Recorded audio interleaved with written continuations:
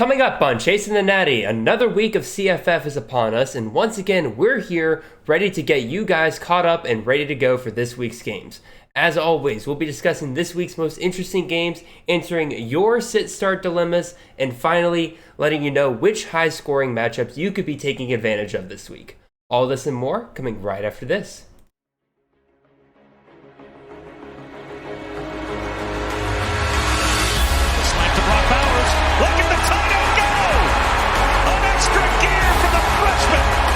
Zappy looking to Jared Stearns, who makes the catch and scores.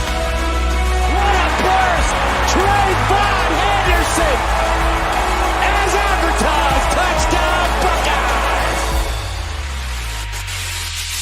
Buckeyes! This is Chasing the Natty, a college fantasy football podcast.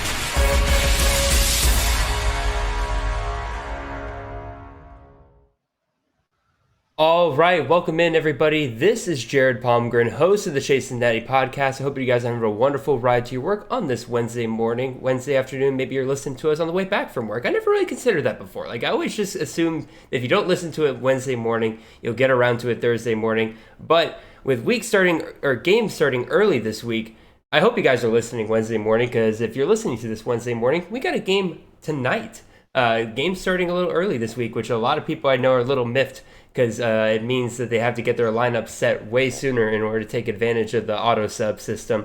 That's something that we in Fantrax still need to figure out how that's going to work moving forward. But as always, we got a loaded show for you guys today. As I mentioned at the very top of the show, we got everything we normally talk about on the preview shows. We'll discuss some of the interesting games, but then we'll really dive into your sit-start questions. We got a loaded set of those for you guys today. And then we also will talk about 5 high-scoring games. Both segments, it was hard to kind of nail it down to which we were going to talk about. And, of course, to always help me out with the preview shows, it is Mr. Chris Moxley. Chris, how are you doing tonight, sir? I'm good. I'm happy to be back. I heard you and Justice last week. That was awesome. We're almost halfway through the season, the college fantasy season at least. Yep. So had to take a break, get my mindset back, make sure I'm delivering the best start-sit content imaginable. Exactly. Speaking of which, this is something I've been rattling around in my head. I did this last year, and I think I'm going to do it again this year. I will be sending out, at one point, probably in the next week or two, a kind of mid-season checkup survey on my Twitter. Last year, a couple people filled that out for me last year and actually pointed me into ways to improve the show, and I think I'm going to do that again this year. You guys have already been great about the feedback you've been giving us this year already, but there's always ways to improve the show. And again, we're doing something a little bit new this year in terms of how the kind of content we're doing with the preview shows and the recap shows. You guys seem to enjoy it, but again, I want to hear directly from you, so be on the lookout for that in the next couple of weeks. Let's hop right into this, Chris. Let's talk about some of these kind of more interesting games. We'll avoid the games that we'll talk about later with some of the higher scoring games and everything like that. But what are the games that are most interesting to you this weekend? Since I know everyone that listens to the show is kind of in the same sicko boat that we are, I'm going to give you one of my favorite group of 5 games, and we're going to MAC for this one. Yes. Kent State takes on Miami, Ohio this week. And this game opened as a Kent State, they were favored by 3. That didn't sit right with me. Okay. That was a little, that wasn't quite enough points for our Golden Flashes. I would say, is it at Miami of Ohio? It's at Miami of Ohio. Okay, makes a little more sense. The reason I want to see this game is because last week, Kent State posted 711 yards of offense in regulation. Game went to overtime. They only scored 24 points. I think they are due for a 50-burger here, and I am excited to watch this Kent State offense. Yeah, because didn't they turn it over 4 times, in the red zone? Yeah, they turned it over twice inside the 15, and they got a boatload of penalties on a 1st and 13 and a 1st and 11. Oh my God! Those four drives resulted in 0 points. So this could be a big explosion from Kent State this week. I was should have been last week. I was worried about Colin Schlee last week. I'm not gonna lie. Through most of that game, I was sitting there looking at his fantasy score, and I'm like, "Yikes! This is his first MAC matchup, and he's not even hitting 20 points." Game goes to overtime. He scores 33 points. I'm like, "Alrighty." If and then I looked back on the game later on and found out like all the things that went wrong for them. I'm like, "All right, if everything that could go wrong went wrong for Kent State in this offense during this game, and Schlee was still able to put up 33 points, dude, he's gonna be a monster down the line. Like if you do not if you've missed the train at this point if with Colin Schlee, if you don't already have him on your roster, and whoever does, very good chance that's going to be a monster team down the line, even if they haven't really done well up until this point. So yeah, I guess he ended up scoring late in the fourth. I think it was like 24-10, and they came back and ended up winning. I was going to say that might be a buy opportunity, but maybe there's still a buy opportunity. This offense should have probably posted 40 plus last week. Got very unlucky. It's going to happen really soon, and I like this matchup. So that's what I'm excited for, because I mean Marcus Cooper was balling last week. It was a fun time to be a Kent State holder of fantasy players. Yeah, I had Dante Cephas last week in one of my leagues where all my receivers in that league refused to score a touchdown. I mean refused. And Dante Cephas came in and saved my entire day, basically. Because I think he only scored one touchdown in the entire thing, but dude just went off for like 230 yards or something like that. Something like that, yeah. That's what I'm loving about this offense is it doesn't even seem like with how well they're doing, I'd have to worry about Cephas or Devontae Walker or Marquez Cooper stealing from each other week to week. There's going to be scoring opportunities for all four of these guys. So, yeah, I mean, Marcus Cooper, 240 yards, 2 touchdowns. Dante Cephas, 246 yards and a touchdown. Devontae Walker, 6 receptions, 107 yards. Like they're all going to eat every week. Yeah. Other interesting games that I'm looking at here. Again, I'm just kind of scrolling through here. Obviously, we got Tennessee, LSU. This is my hot take of the week. Call it a gut call, and my gut calls haven't been great lately, but I think LSU takes down Tennessee this week. Tennessee is only a 3-point favorite in this game. I think people really do underestimate how great that environment is for LSU at home. And there have been some bad LSU teams that have taken down some really, really good teams coming in to Death Valley. Now, if it was at night, I would have been just like 100%. This is over for Tennessee. But I don't know. Something's just itching at me, telling me that LSU pulls it off this weekend.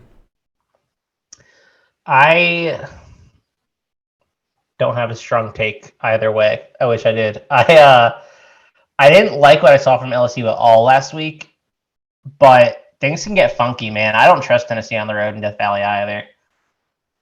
Yeah. Again, rat poison starts to get to you. Anything could happen. Let's see. What other interesting games do I kind of like this week? Utah, UCLA. I think that's kind of a fun, underrated match, even though it is 2 top 25 teams. I think a lot of people do kind of forget that UCLA is undefeated so far this season. They kind of forget about that. And then Utah, outside of the hiccup at Florida to start the season, has really turned it around pretty much ever since then. So that should be a really fun one. Excuse me. The other one, and we'll talk about obviously the major player in this one, but Wake Forest versus Army. I'm actually looking forward to, because again, like there's gonna be people who are probably off Wake Forest players this week because they're afraid of them having less opportunities. I say no. I think that offense completely overpowers Army this week. There's no again, we'll talk about that later. Any other ones? Oh, obviously Texas A&M, Alabama. That game gets way more interesting if Bryce Young is not able to play in that game. Yeah, for people who are skeptical of Wake Forest this week, this game went to over 100 points last year between them and Army. Just throwing that out there. Yeah, exactly. I think it went over like 130. Yeah, I think they both. It was an absurd. I think they both hit 70. Yeah, absurd. So again, Texas A&M, Alabama. That game gets way more interesting if Bryce Young is not able to play. Not that I think. Again, I think Alabama probably still wins it pretty comfortably, but even still, like just that possibility being there, and also I do want to see more Jalen Milroe. I think some people were a little quick to kind of throw him under the bus last week and say he didn't have a great performance against Arkansas. How could he have a great performance later down the line? I would like to see more out of him as the season goes along, because I do think he is the clear number 2 for Alabama. I think he's in the driver's seat for next year's Alabama team. I think we haven't seen as much talent out of him as we will.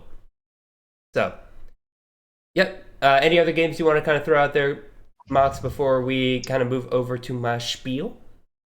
None probably that we won't discuss later. If y'all are looking for something pretty interesting, I think UNLV San Jose State is kind of an interesting matchup. I think both teams are much better than we thought they would be. Yep. So if you're looking for some good football on a Friday night at 10:30, there you go. Hell yeah, I love it. All right, let's go ahead and get over to my spiel. If you're watching this on YouTube, make sure you like, comment, and subscribe. And if you're listening to this on podcast, make sure you follow us, leave a 5-star review, and leave a written review if you can on Apple Podcasts. Love reading those from you guys. We are part of the CFF team here at Campus Canton. It is myself, Nate Marquise, Brandon Sanders, and Chris Moxley right there above me. We got podcasts, we got articles, we got weekly CFF rankings. Moxley has been absolutely killer on those these past several weeks. Mox, I think, put out a tweet earlier today that everybody wants CFF rankings and everybody loves nothing more than to complain about the weekly CFF rankings. Mox, you've been doing a great job with those. Keep it going, man. Again, like I said, we got podcasts. You got the Chase and Natty on Mondays. We got the recaps. We got the waiver wires. Wednesdays, you got me and Chris Moxley here. We are doing the preview and the sit-start discussions, but also check out the other teammates' podcasts, including the Bet on C2C podcast. That is Brandon Sanders, Chris K, and Ethan Sowers. They do a fantastic job over there for all of your betting, all of your prize picks, and all of your DFS needs. They got you covered right over there. And then also, of course, make sure you check out everything else on campuscanton.com. Lots of great articles for basically anything you would want in terms of fantasy football, both NFL and college. And check out the rest of the podcast feed. If you can't find something on there that you don't like, you're not looking hard enough, is all I'm saying. So, with that being said, I say let's get into these sit starts, because there are quite a few here that, again, Mox, you can back me up on this. I think this might have been the hardest week so far in terms of choosing which ones we would talk about, because I did a screening process, I'll admit, before the show where there's so, like, y'all, first of all, y'all came through, y'all gave us a ton of different suggestions, and I, real quick, just to make it easier on me and Chris, I'm like, alrighty, if they've been on the show before, if we've answered the question before, we're going to take them out this week. And we still had like 7-8 great questions per position. It was really hard to nail it down. So let's go ahead and get into it. We got 2 at every position this week, so a full slate. So we're going to get right into it. First one here comes from Mr. T. Swanee at real_T. Swanee on Twitter. He is wondering who to put as his QB2. Does he put Spencer Sanders, quarterback out of Oklahoma State, going up against Texas Tech?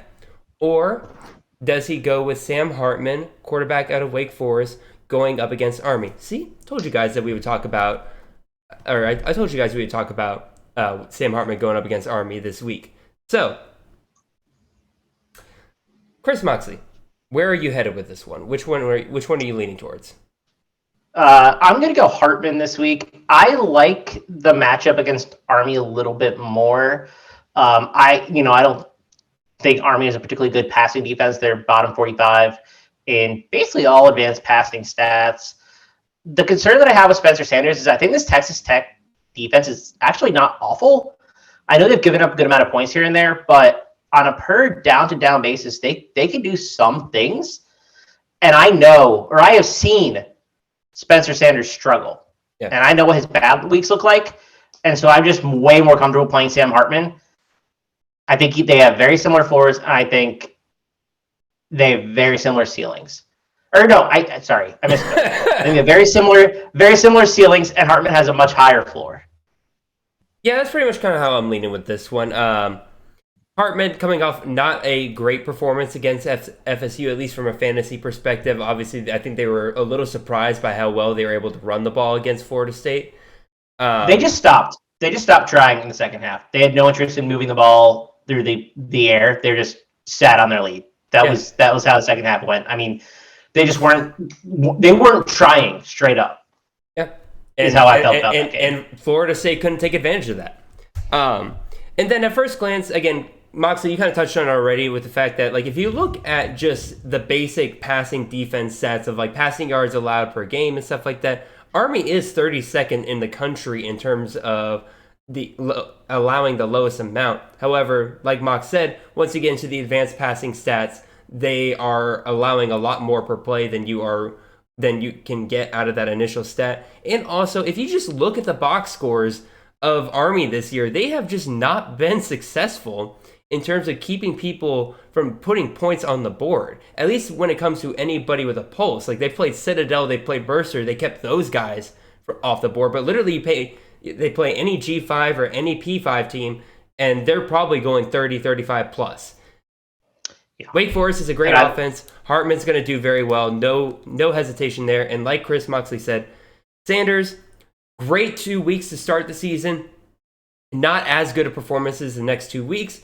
Texas Tech has a very underrated passing defense. They're 46th in the country.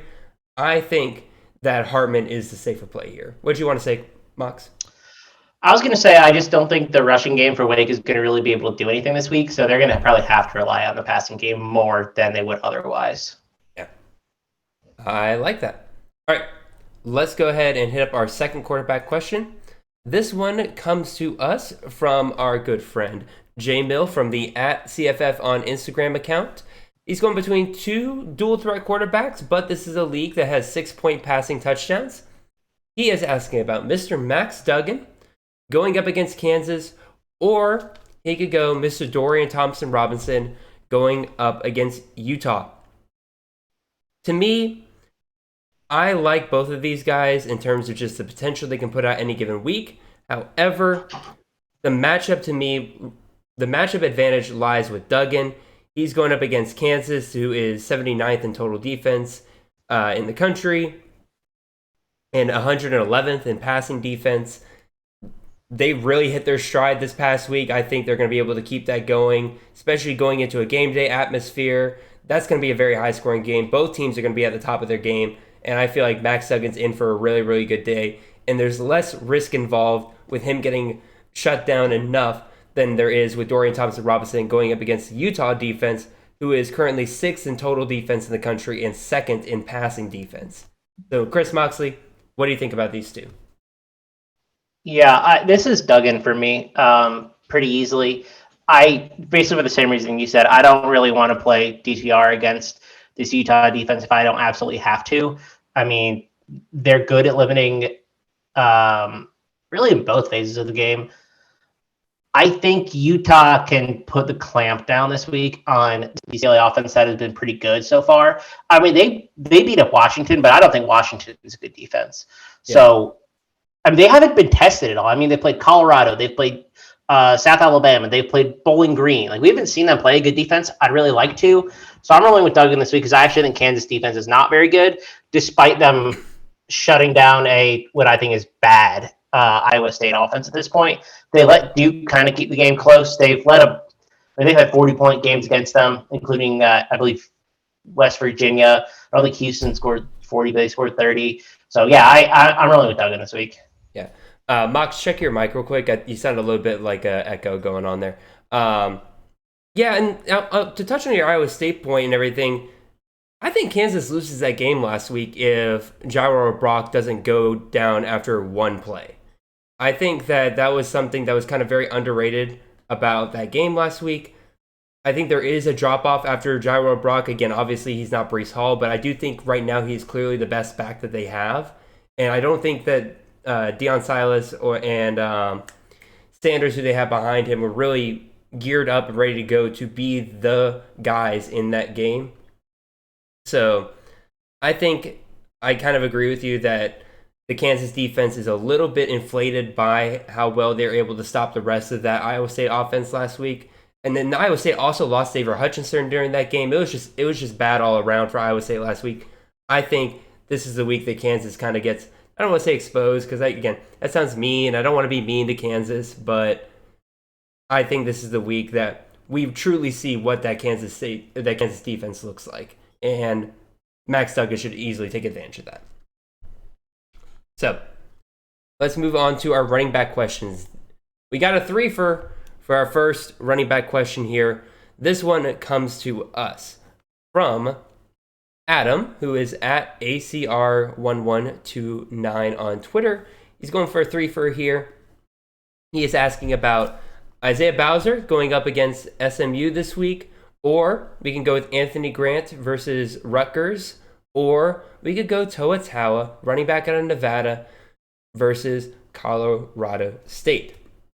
So, I'm interested to hear where you go with this one first, Chris, because this one comes down between two guys, and I don't think it's the two guys that you're thinking about here.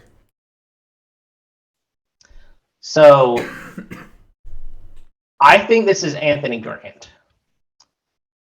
And I think it's Anthony Grant because I don't think Rutgers' rush defense is amazing, 62nd in rushing explosiveness.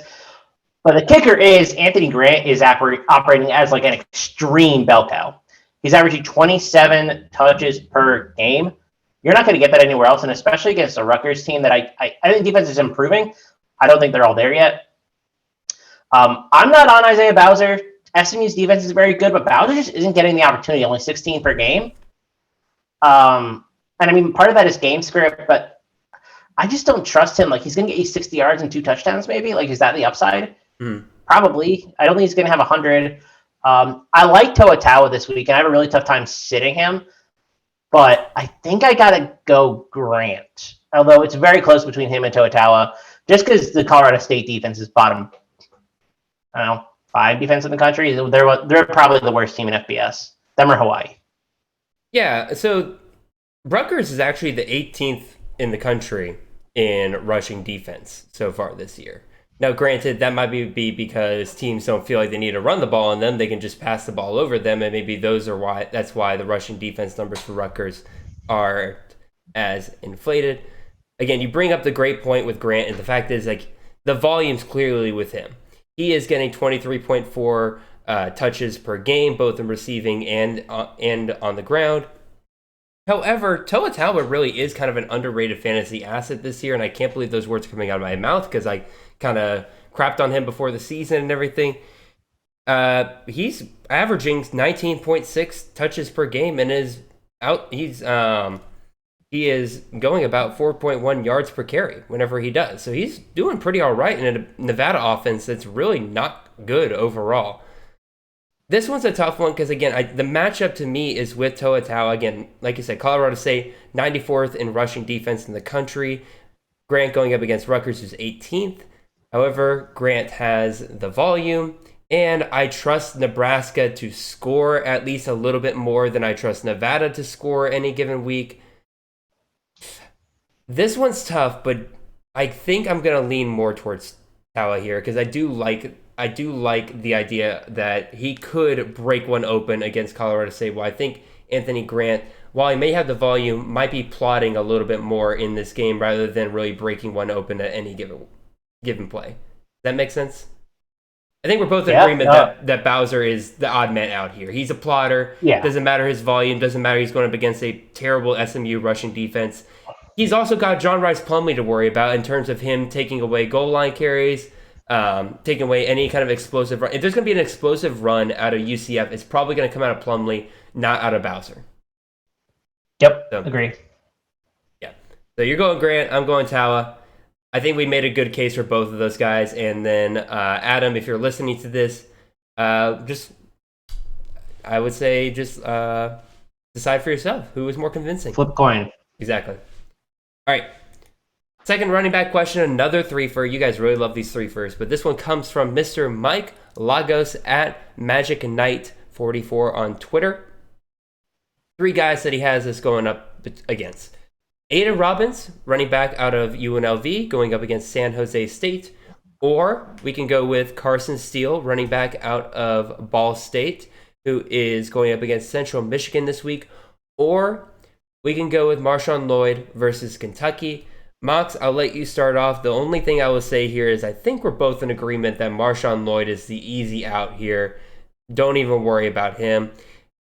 Robbins has 22.8 touches per game. Steele has 24.2 touches per game. Lloyd is averaging 13.2. That is almost 10 less than the other two. Just don't worry about Lloyd here. But Mox, Robbins or Steele? Where are you going? Yeah, I'm in agreement on Lloyd. I'm going Steele, and honestly, this question is pretty easy for me. Central Michigan's a bottom 40 rush defense in terms of explosiveness and rushing success rate. So you can move on them on a down-by-down basis, and they're letting up big chunk runs. They're 120th in defensive line yards, which means their line isn't getting any traction. Their defensive line is kind of trash right now. They lost a couple pieces on that defense to transfer and the NFL, and you're kind of seeing that parlay itself. Steele's just been so like a bell cow this year, so I don't really want to move away from him right now. You talked about the touches he's getting. He's getting 27.8 opportunities. Mm-hmm. So he's not catching all of his passes. But if you got a guy who's getting 28 opportunities per game, 24 touches, I mean, this is a guy you have to be targeting. I just think it's overthinking it, trying to sit him this week. Well, again, I get that. The only thing is that Robbins is not that far behind him. Robbins is getting 22.8 attempts per game, which is only an attempt and a half behind Steele. And he is going up technically against a worse rushing defense this week in San Jose State. San Jose State is the 81st rushing defense. Central Michigan is 74th. These guys are very close in my opinion. And I let you go first because I was going to just honestly go whichever way that you went with this one, Mox, because I literally have a question mark next to this question because I just put a question mark next to both of these guys. Normally, I just go ahead and choose before we get on the show, but I was going back and forth on these guys. I'm like, I wouldn't know which way to go on this one. Mox, I think I'll lean with you. Probably go Steele here.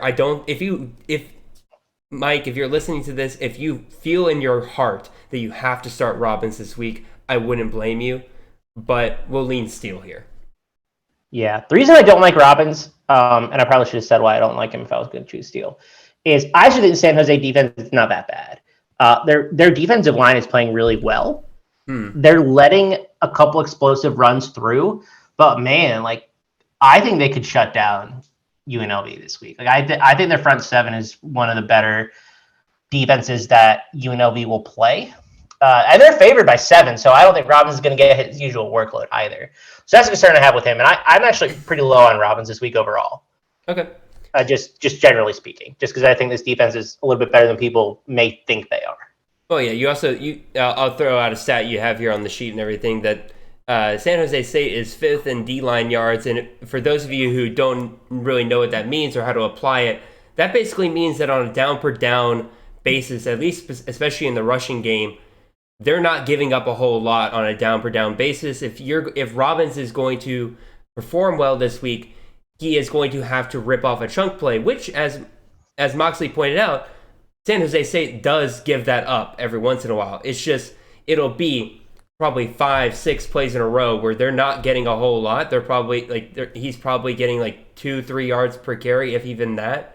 But then all of a sudden he'll rip off a 15-20 yarder, and then it'll go back to 2, 1, 3 yards, 1 yard, things like that. Yeah, I'm not a fan of Robbins this week overall. Just he's pretty low down in my ranks. I should have pulled him up in front of me, but he's at least 40 spots below Carson Steele currently. Okay. I think it's a little closer, but Moxley's a smart dude too, so he obviously is seeing something that I did not. So go with Steele. Let's move on to our wide receivers here. We got a 3-for here, and is it bad that this is obviously a good question. We'll get to the question here, but I kind of chose this because I really just wanted to say this man's name on air. This comes from Big Papa Pump on Big Twitter. Papa Pump. He is at Big Papa 2634. He has a 3-for question here for wide receivers. He is asking between David Davis, who's going up against UTSA, or Jalen Hyatt, who's going up against LSU this week, or Cam Cooper, who is going up against Michigan. This to me is Davis, and Davis by a mile. UTSA is, first of all, if anybody remembers both the UTSA versus Western Kentucky games last year, you remember one thing and one thing only. Points, points, points. Those games were absolute shootouts this year, and nothing has changed. Both of these offenses are performing really well so far into this season. Both of these defenses haven't been the best so far this season. Davis is going up against the UTSA defense, which is 99th in the country. I don't expect anything to change about this game from last year. He is currently seeing a 9.4 targets per game rate, which is better than anybody else on this team, including the talented Mr. Malachi Corley. I think this is the kind of game that David Davis could absolutely explode in. Versus you got guys like Jalen Hyatt, who has only seen 6.75 targets per game. He's going up against LSU, who is 26 in passing defense. And then you're saying to me, well, Jared, you got Cam Camper over here. He is seeing 15 targets per game. That has to excite you somewhat. Well, yeah, but he's going up against Michigan, who's 10th in passing defense so far this year. And also, yeah, 15 targets per game is great, but he's only catching them 55% of the time. So I think this is Davis, and Davis by a mile. Chris, do you agree? Yeah, pretty much. He's had 7 or more targets in every single game this year. Yep. He had 16 last week versus Troy. Yep. This UTSA defense, 115 explosive pass rate. Cam Camper is not even in this discussion for me. Not close. I'm not playing any Indiana player against Michigan. Indiana might get just blanked this week. No. Hyatt is interesting, but I actually think that he just has one game over 6 targets, and like he's not getting a massive target share. He's really exploiting bad defenses that can't cover deep, and LSU's missing 7 banks this week probably, but I don't think they're still a good pass defense. So I think this is David pretty easily. Chris, I'm gonna channel my inner Chris K here. Are you saying that out of the Tennessee receivers, if you're gonna pick one that's not Cedric Tillman, would you be leaning more towards Brew McCoy here? I don't want to start either guy, but Brew McCoy is certainly interesting this week if we think that LSU's down on their depth in the secondary, which I think they are. Yeah, again, just to recap again, Big Papa, this one's Davis pretty easily. Start him and don't look back. If Hyatt or Camper perform better than him, that's just unlucky, in my opinion. You just got unlucky. The process, everything points towards Davis having the best week out of these guys. All right, moving on to this next one. This one to me is a slam dunk on one side if one thing happens. If this thing doesn't happen, it does become a much more interesting discussion. This one comes from Chase Steele at SteeleChaz on Twitter. This is between Troy Franklin, who is going up against Arizona this week, or you have Marvin Mims, who is going up against Texas. Again, this should be a slam dunk for Marvin Mims. Everything is pointing towards him having the better game. He is more explosive. He is the deep threat for this Oklahoma offense. Texas is 90th against the pass. Meanwhile, Troy Franklin's going up against Arizona. Arizona is 29th in the pass so far this year. He's only seeing 6.4 targets per game.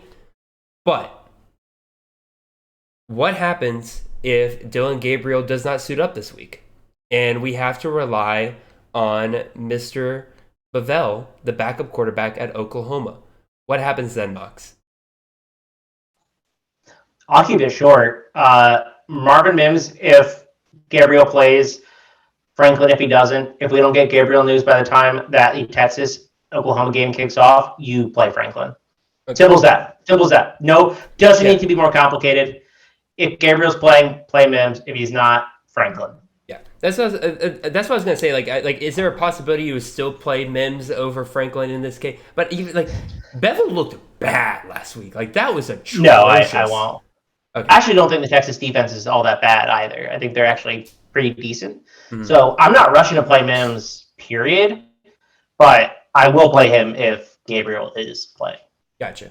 Alrighty. Well, again, Chase, I hope that gives you some clarity there of what to be looking for this week in terms of injury news for this specific matchup right here. Alrighty. Let's move on to our flexes. And this next one, I made sure to include this one because it's people forget, like, a flex isn't always a decision between a wide receiver and a running back. Sometimes you got to decide between a running back or wide receiver versus a tight end. And somebody put one of these questions in here, and I'm like, you know what? This is a pretty good one in my opinion. This one comes from I'm JD TBH, which is a great name. He is at I'm JD TBH. Full PPR here. I'm JD. Yeah, is this Yankees burner? I would say this might be JD Yankees burner. I'm just asking questions. Anyway, who are we asking about here? Well, he's going up with Isaiah Williams, wide receiver out of Illinois, going up against Iowa this week, or Dalton Kincaid versus UCLA. So normally, most of us would probably say like, oh, you probably go with the running back or the wide receiver over the tight end, just all things equal. But I think there's a strong case here that Dalton Kincaid is the one to play here, despite the fact that Isaiah Williams sees more targets. Isaiah Williams sees 9.2 targets per game. However, he is going up against Iowa this week. Say what you will about Iowa, they got a pretty good defense. They are 12th in passing defense so far this year. And Isaiah Williams, as much as volume as he's getting, he's a PPR monster. Man, he has 3 games under 7 yards per catch and 2 under 5 yards per catch and only 2 touchdowns on the season. Like, it is a very frustrating life out here for those of us who were very big on Isaiah Williams because they're keeping their promise that they're getting him the ball, but at the same time, he's not really doing much with it, unfortunately. Meanwhile, Dalton Kincaid on the other side of this. He's going up against UCLA, 77th against the pass so far this year. Again, far less targets per game, only 4.8 targets per game. That could increase now that Keithy is out for the year. However, 4 out of the last 5 games, Kincaid has seen double-digit yards per catch. He is being thrown to downfield. This is not a scenario where he's just being the dump-off option and only going a few yards. No, he is a weapon for Utah. And so I think Kincaid is the better play here, even though I'm a big Isaiah Williams fan. I think I will have to roll with Kincaid, though. Yeah, I honestly don't have that much to add. I'm with Kincaid as well. 16.9 points per game, no Brant Kuithe. UCLA has also kind of been allowing big games to good tight ends. They allowed, I think, 14 points each to Christian Sims, the Bowling Green tight end, and to Devin Culp last week, who had a pretty good game for Washington. I don't think they're all that great against the tight end, and I think Kincaid might be one of the better ones they played. I think he's a pretty good player, and I actually think he's an NFL player. I'm going to go with Kincaid because I don't think the upside is there for Isaiah Williams against Iowa this week. And I think Kincaid has the upside. We've seen him catch a lot of touchdowns this year. Like, he's a primary red zone weapon for this offense. Mm-hmm. Yeah, again, I got nothing else to add. Like, I'm fully on board with Kincaid here. So, start the tight end over the wide receiver. Love it. That's my style, man. I would say I figured Chris would be happy with this one because the moment I saw this one, I'm like, normally I would just kind of throw this one out and be like, oh, you're going to start the running back or the wide receiver. But I'm like, there's a legit case for the tight end here. So let's have fun with this. All right. Another fun flex question here because it's not very often we get 2 guys from the same team in the same question and 2 different positions here. So I think this is kind of a fun exercise in Mox and I kind of debating because normally we'll then compare like, you're going up against this team versus this team. Like this team is the better matchup. These guys have the same matchup.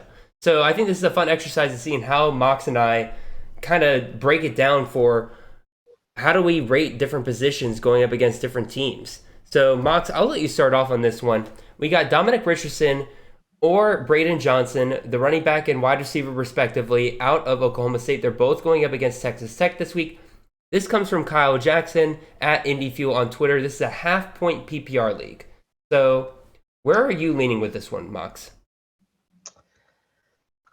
So I did not rank Dominic Richardson this week, and quite a few people asked me about it.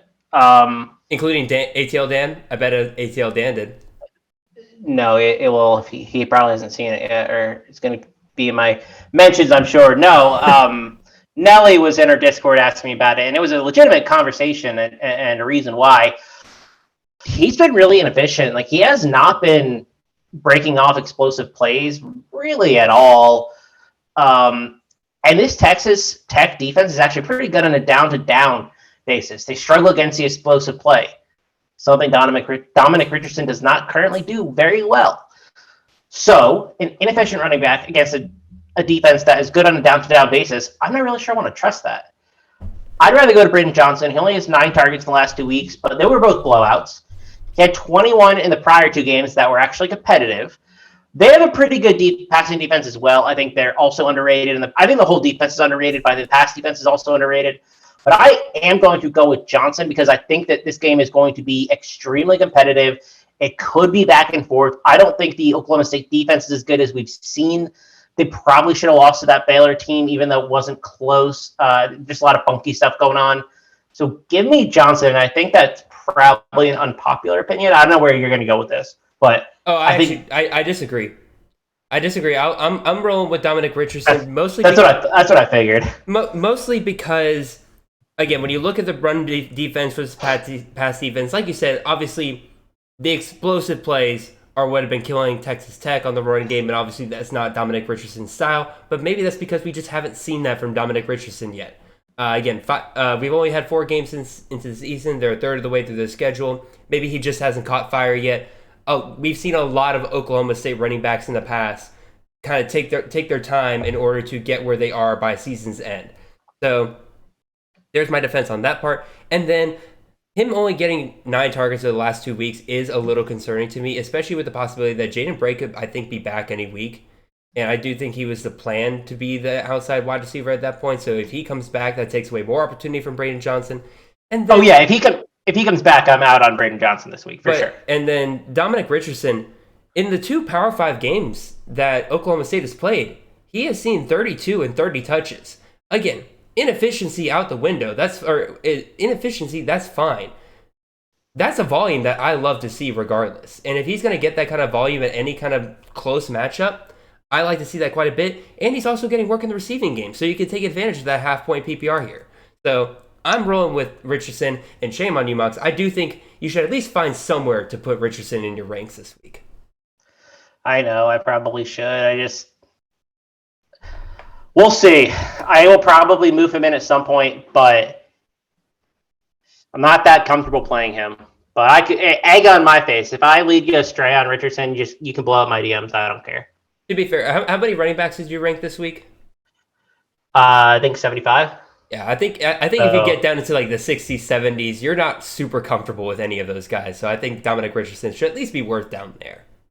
Yeah, I will probably put him in like the 60s range, but I mean, I just don't have confidence in him this week. And maybe that's just me overrating what I think is a improved Texas Tech defense. Oh yeah, no doubt. Excuse me. All right, let's finish up these Sid Starts questions. Let's talk about some tight end matchups here.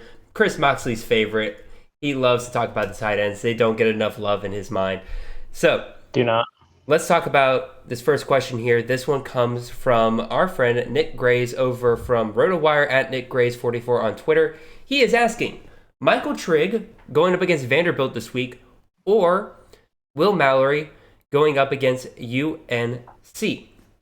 I am the biggest Michael Trigg fan in the world. You guys know this from the offseason. I thought everything was lining up for him to do great this year, and I am going to recommend Will Mallory in this matchup for these two.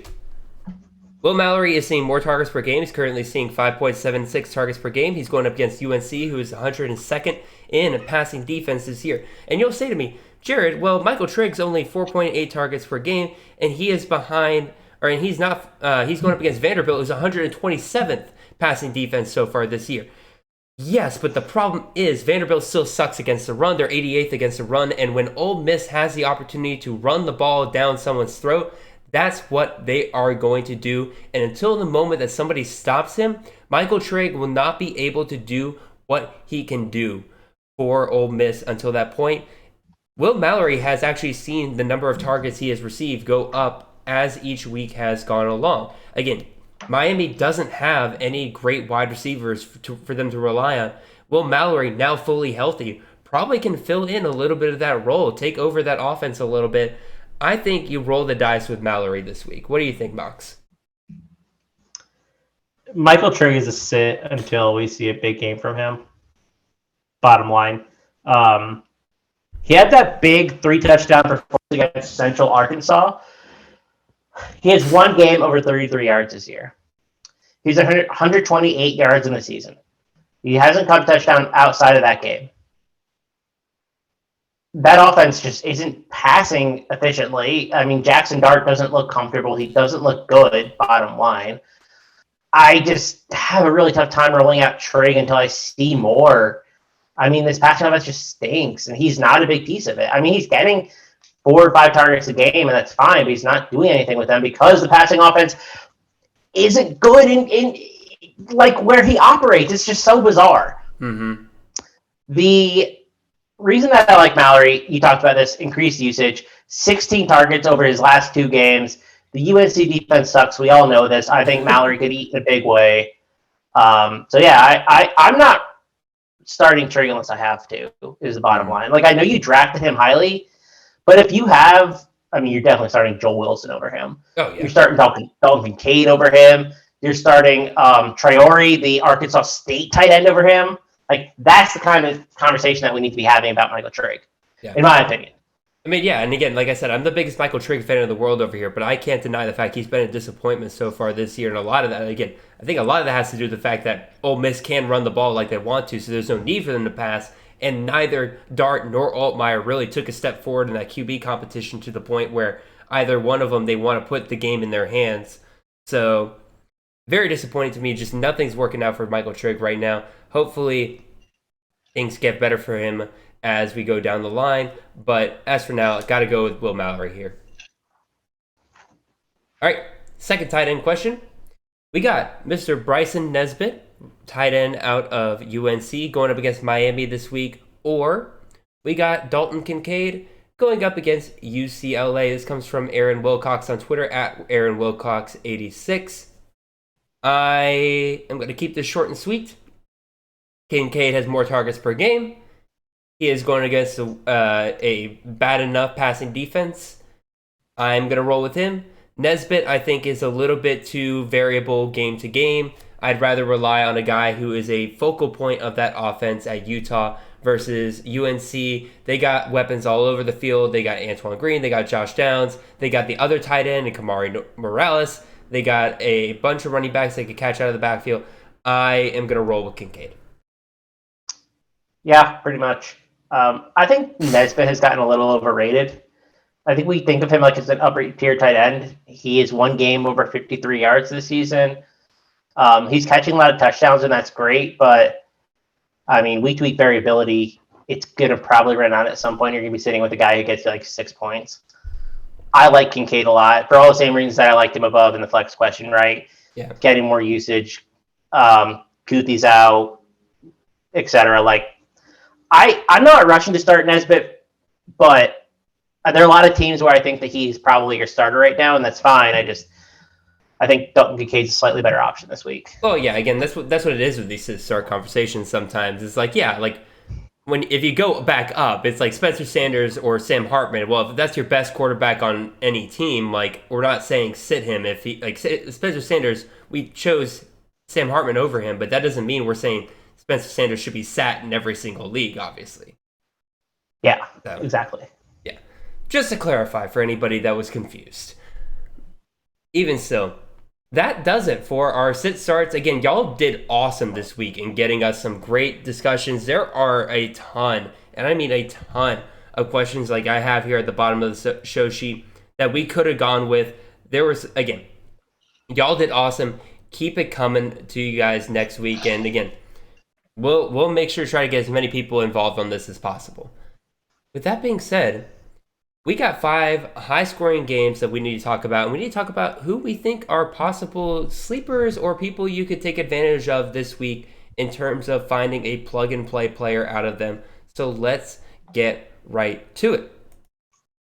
Let's go ahead and talk about our first game. Again, let's not talk about our first game. Let me tell you about the games we can't talk about. Because, guys, there is a buttload of games this week that you could take advantage of this week. And I just want to list off the games real quick that we couldn't even fit into the show today that we could have talked about at length in terms of who you could play out of it.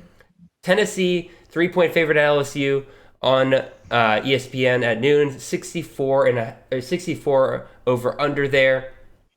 Texas Tech at Oklahoma State. We touched on that game a couple of times here. Oklahoma State only a 9.5 point favorite, but a 67.5 over under there. both of those teams are probably going to hit into the 30s easily. Utah at UCLA. That's an over-under of 65 right there. Utah only a 4.5-point favorite, so Vegas is expecting both of those teams to hit into the high 20s, into the 30s. And then you also have Oregon at Arizona, an over-under of 70.5. Oregon almost 2 touchdown favorite, but that still leaves a lot of room for Arizona players to score out of that game. Do you want to touch on any of those games real quick, Moxley, or do you want to focus on the 5 that we chose already? I think we did a good job hitting the highlights in most of those through the course of our conversation. But I will say that the Utah UCLA game, I'm a little wary of starting a bunch of UCLA players. I think you start your studs and you just back off that game. Yeah. Just don't I wouldn't get cute despite a high total, because I think there's a world where they don't score more than 24 points. Yeah, I think that's a good call. I'm trying to think of anybody else that kind of applies there with this. Again, LSU, again, I called the upset earlier, but there's absolutely a world where they just get absolutely ran out of their own building. And Tennessee just absolutely whoops them in this game to make a statement. So there's definitely some... Go ahead. Jaden Daniels was really bad last week. So just keep that in mind when playing LSU offensive skill position players. Exactly. Which I don't really advocate doing this week, for what it's worth. So let's get into the games we are going to talk in depth about here. And we're going to first start off with the game day game of the week here. TCU at Kansas. TCU, the 7-point favorite. 12 p.m. game on Fox Sports 1. That is a crime, honestly. This should have been the Fox game, in my opinion. Like, they should be on a main channel. Regardless, it's a 67.5-point favorite. Mox, pick one of the two teams and tell me who you are planning on, or who you think is startable for them this week. I'll pick Kansas. Okay. I think you just keep rolling out Jalen Daniels, just dominant so far this year. No reason to move away from him. I think you can start Devin Neal, and I wouldn't have said this without the other running back, Hinshaw, being injured. It sounds like he's not going to play for quite a few weeks, so I think you can feel better about starting Devin Neal. It looks like wide receiver Luke Grimm is currently the wide receiver 1, so I think you can start him maybe a little bit. Like, I'm not rushing to start him, but he's definitely a guy that is startable. Yeah. But outside of that, I'm not really trying to go anywhere. You know, Daniels is he's a guy who scored 5 touchdowns by himself. Yeah. Type player, so, you know, I don't think a lot of their other receiving options are that interesting. So, yeah, those 3 I think are startable, but you have to be reaching to go somewhere else, in my opinion. Yeah, again, like, there's obvious studs to start here. Like, again, we already talked about Max Duggan's an absolute start everywhere that he is this week, going up against a porous Kansas defense. No problem there. Kendre Miller, I was very down on Kendre Miller for most of the offseason. I was still down on him going into the season as well, but, like, I can't deny that even though he isn't quite getting the volume that I'd like to see, he is performing very well on a week-to-week basis. So if you're somebody who has him rostered, I imagine you are somebody that believes in him, and therefore no problem starting him this week.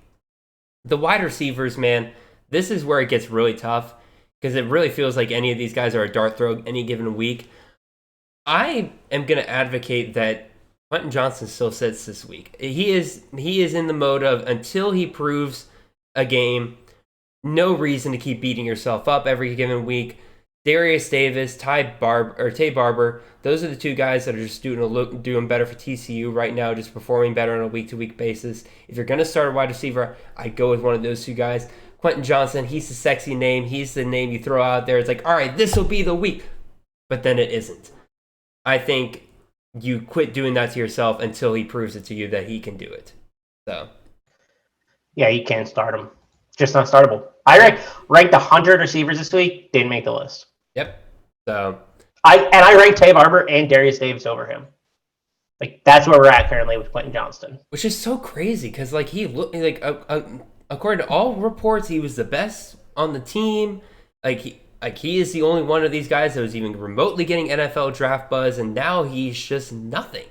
It's just so crazy how that happens. Honestly, I have no idea. No idea. Maybe he did something. Again, there are stories that come out of locker rooms every once in a while that once you hear it, like after the players graduate or something like that, you're like, oh, that makes a little bit more sense. Like, but I'm not saying that's what's happening here with Quentin Johnson. But at this point, I'll believe anything. So he's on the field pretty much every play. He's just not getting targeted. I don't know. Is the bottom line. I just don't know.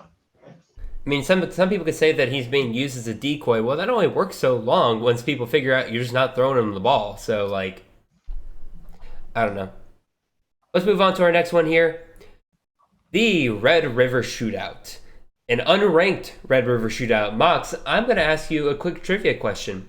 When was the last time there was a Red River Shootout involving Texas and Oklahoma that neither of them were ranked? What year was it? 1993. I have no idea. You're very close. 1998. So it has been it has been almost 25 years since we have seen an unranked Texas versus an unranked Oklahoma in this matchup. And man, both of these teams have seen their ups and downs this season. Oklahoma definitely in the bowels of their down right now. That was just an awful game against TCU last week. Anything that could have gone wrong did go wrong for them. Anyway, the rest of the info in this game: Texas is a 7-point favorite. It's a 12 the new game on ABC, and it is a 65.5 over/under. So points expected galore in this game. Neither team's defense has really shown to step up. Although Mox, I do know you're thinking the Texas defense is underrated overall. Let's assume that Gabriel plays here. Because obviously, I think the moment Gabriel doesn't play anymore, we don't want anything to do with any of the Oklahoma pass catchers. But let's assume Gabriel plays here. Which team do you want to pick here, Mox? Let me go with Texas here. And here's what I'll say. I think you start Bijan. You start whoever the quarterback is. I think there's an equal chance that it's Card and Ewers. Hudson Card is pretty good last week, too. So I don't want to shortchange him either because I think Quinn's the better quarterback. But Card played well. If you start him, you start Bijan, you start Xavier Worthy, and then I think you can start I think you can start Jordan Whittington, and then obviously I think you need to roll out tight end Jatavian Sanders. Yeah. I think Jatavian Sanders has basically worked his way into the must-start conversation at tight end. Great athlete. Big part of this offense. I think he'll still be a big part regardless of who's under center. There's a lot of nice pieces on Texas I think can start this week. But Jordan Whittington is the guy that I just have questions about. Yeah. The other four are locked in. Must start. Yeah, that's pretty much how I'm with it. Like Whittington, I think if you're desperate, you might go Whittington here. He'll probably catch a touchdown. It makes me happy to see Jatavian Sanders doing so well because, again, so many people were on Billingsley the entire offseason. I kept hearing, I'm like, no, if there's going to be a tight end for Texas that emerges, it's going to be Sanders. Everything from the coaching staff says they trust him more. He has been running with the ones more. Billingsley has not. And everybody's like, oh, but Billingsley's so talented. I'm like, wait until you see Sanders. So feel very vindicated on that one. That was a weird conversation. I agree. I mean, yeah, not to be a dead horse, but I was a little confused with that as well. Yeah. Oklahoma, again, let's assume Gabriel starts. I think you start all your usual suspects there. Obviously, you start Dylan Gabriel if he is playing. Eric Gray, I think, is worth a start. Again, I'm skeptical of any Levy running back, mostly because they split it up so much. But if Marcus Major's out again this week, Javonte Barnes becomes an interesting start to me as well. Again, I haven't heard anything on whether Major will play or not. That could be very interesting. And then we mentioned earlier, if Gabriel's playing, Marvin Mims is an absolute start. And then Braden Willis, another tight end here.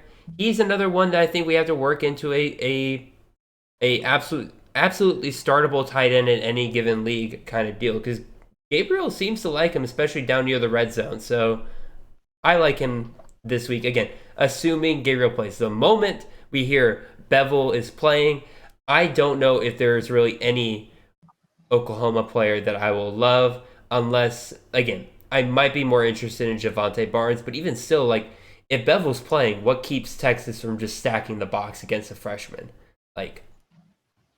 So just keep deep eye out on what's going on with the Oklahoma quarterback situation. And again, we talked about that a lot tonight. The good news is it sounds like Gabriel should play this week, but we've all heard that before. And then game day comes and then they don't play. So just absolutely keep your eye out for that.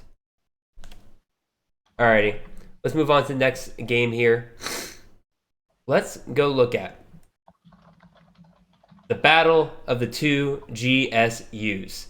We got Georgia Southern at Georgia State, a Fun Belt matchup. Georgia State, the 2.5-point favorite. This is a 2 p.m. game on ESPN3. Over under of 68. Chris Moxley, which team would you like to talk about? And I already know which team you're going to want to talk about. Oh, you know that I'm going with my Georgia Southern Eagles, man.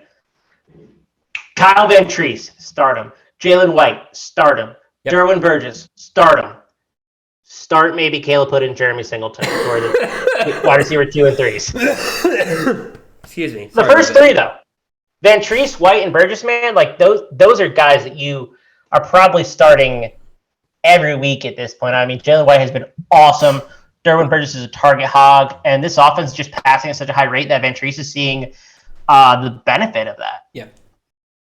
Let me look up Singleton and Hood's rostership. They both got to be low. Those are two guys that I think we've had some questionable guys that were like Whittington, where we're like, maybe. Luke Grimm, maybe. Those are two guys I'm pretty confident in. Like, if I was struggling in a league and I went to the waiver wire and they were on there in the free agents, and I just picked them up, rented them for one weekend, and plugged them into my lineup, I would feel pretty confident in. I would feel that they could score enough in this game that one of those guys is going to pop off. On the other side of this game, Georgia State. Less players to be super excited about, I would say. Darren Granger, obviously the dual threat quarterback there. Whenever he plays a bad defense, which Georgia Southern isn't a good defense, I would say, for the most part, he has performed pretty well. Tucker Gregg has kind of come on as the kind of go-to goal line running back for Georgia State these past couple of weeks. Normally, they're just committee to hell. But again, Gregg, it looks to be like their guy they trust the most as their scorer. I don't love him as an option, but again, if you're struggling and you need to find a running back, probably can go find him everywhere. He'll be there. And then there are two wide receiver options, Jamari Thrash and Robert Lewis. Again, don't love either of them, but I think it's pretty confident for you to pick them up and plug them into your lineup if you really need somebody to just roll the dice on in a high-scoring matchup. So, Mox, do you have any thoughts on the Georgia State Panther players? No, I think Jamari Thrash is being underrated, though. This offense throws a little bit more than people think, and Thrash is the primary beneficiary. So I think he should be owned in leagues, or at least be considered a watch guy. From Mox's lips to your ears, if you pick up one of Thrash or Lewis, just go ahead and go with Thrash. So, we got Sun Belt, Fun Belt. Let's go to all of our favorite conference. It's a little bit of early action. We got Ball State at Central Michigan. Central Michigan, the 8.5-point favorite here. It's a 3 p.m. game. 63.5, the over-under here. Chris Moxley, which team would you like to go with here? Let me talk about Ball State. I like both teams a lot, actually. But I think Ball State is doing some pretty interesting things on offense. They scored a lot of points this weekend. I'm not sure they should have, but not going to doubt it. And I think they'll score a bunch this week as well, despite being an 8.5-point underdog. John Paddock has definitely outproduced my expectations. I thought he was terrible, and he's been serviceable. So congrats, John Paddock. But he's supporting Ja'Shawn Jackson.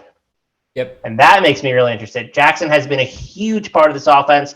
I think he maintains that on Saturday.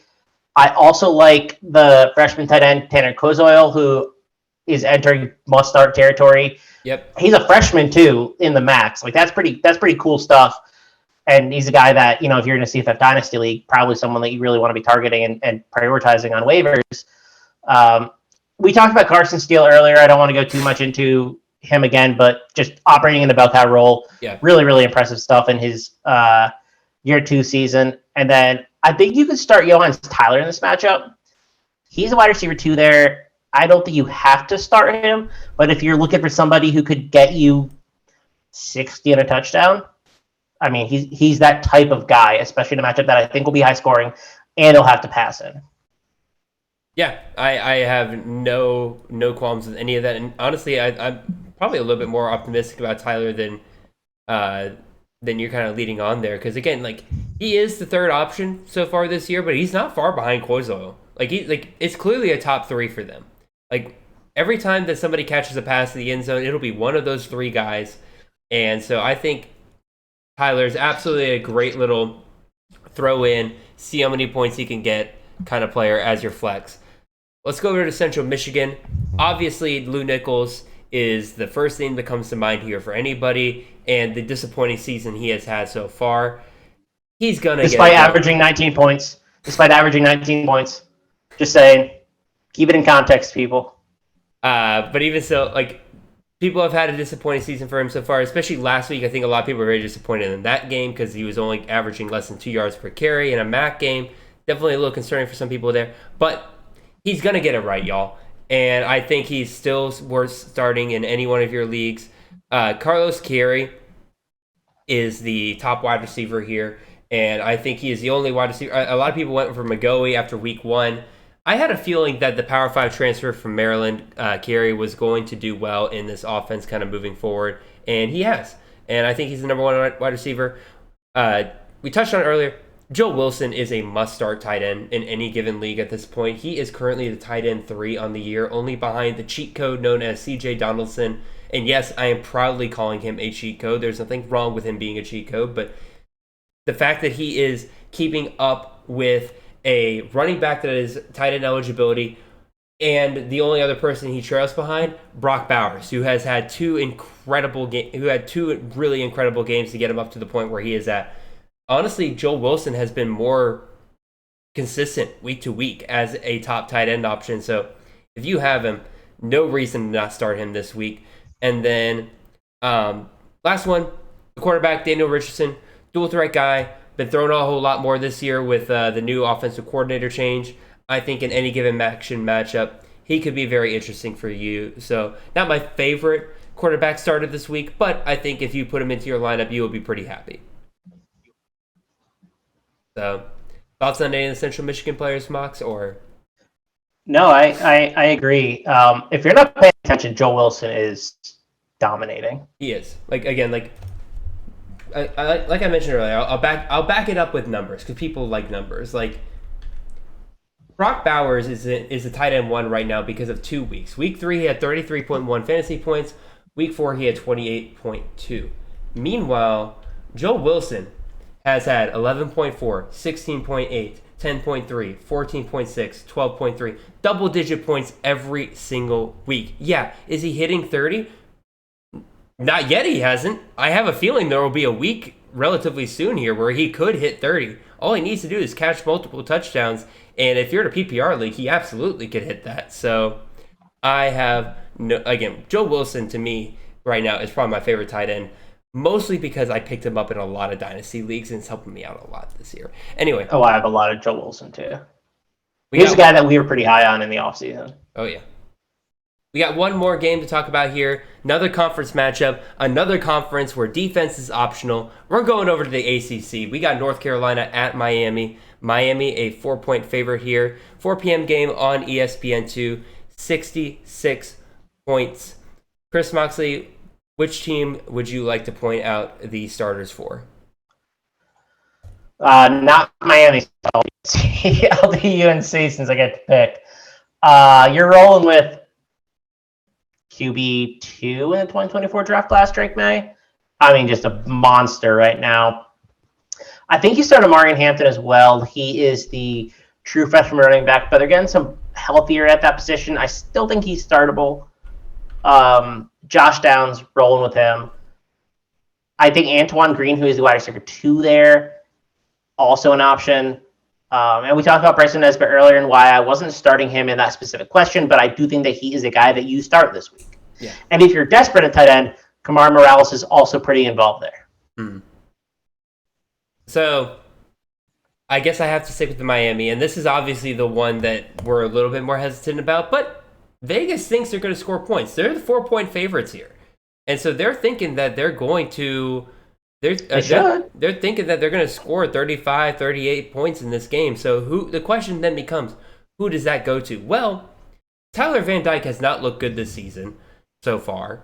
But the great part about it is that when you're a quarterback and you're not doing well, the UNC defense is just what the doctor ordered. This is the kind of game where Tyler Van Dyke absolutely lit up UNC last year. And again, regardless of the play calls from Josh Gaddis, I have a feeling Tyler Van Dyke is going to remember that from last year, going to remember what kind of plays he can do, know the weapons he can work with. Will Mallory, we talked about earlier, I think he is a start in this game for the most part if he is your best tight end option. And then the other question becomes the running back position. Henry Parrish has been very impressive for Miami so far this season for the most part. I say impressive in a relative term in the fact that he has actually kind of monopolized this backfield more than I was expecting this backfield to be monopolized so far this season. And so again, if you're in a game like this where UNC is going to allow a explosive like 70, 80-yard play, any given play, and Henry Parrish is getting the workload that he is worth a start in my opinion. Again, Keyshawn Smith's probably the best wide receiver option for Miami. Again, I just don't trust any of them, and that makes me a little concerned. But again, it is the UNC defense. They're making everybody look better than they actually are.